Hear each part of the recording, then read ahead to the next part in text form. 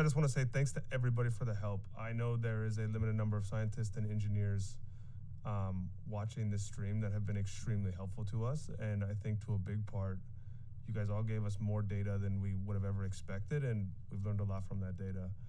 I want to remind everybody, this was a test mission. This was built in 10 months at a higher rate of speed, and the point of this mission was to learn. And I think we've learned a lot. We had a lot of issues with ground stations, and I think missing our early ground stations really hurt the ability of us to fix any potential problems we had.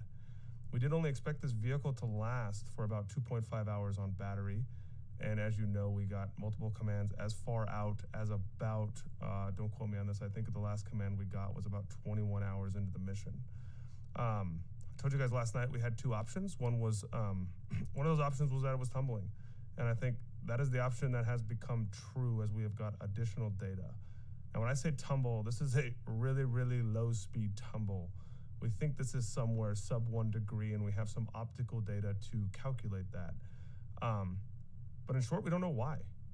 And that's going to be the problem going forward. Now, Peter at AMSAT, I guess thanks the most to you. Like, the data you gave us was huge, and the first recording of that data really gave us a ton of information, which we've spent the last 24 hours backing out.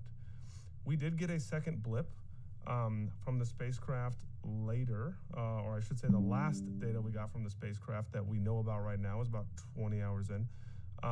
That was recorded on a DSN dish, and we are waiting for that recording. So we have not been able to parse that packet, and I think that packet's going to give us a lot more information of what state the vehicle is in. We have a plan over the weekend, and there is still a chance that we are going to be able to recover the vehicle. We do think, we have some theories on what's going on, and if one of them is true, there is still a recovery path. But I think we all know the hope is fading as we continue on in this mission. So, we're going to keep our head up. We're going to keep trying over the weekend, and we'll see how far we get. I'll follow this up with a really detailed blog post. I'm going to tell you guys everything, all the errors we made, all the issues we had, all the problems we had, everything that went wrong, because I think as a team and as a company, and I think as humans, that's how we get better at these missions, right? And our hope is that in the future, we can open up space to everybody. And we don't do that by being closed-minded.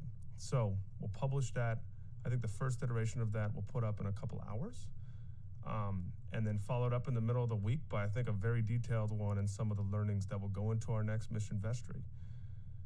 I want to let everybody know on this call, we have probably the best group of investors in the world. A lot of them have doubled down on this company. We have more than enough capital to make it to the next mission vestry.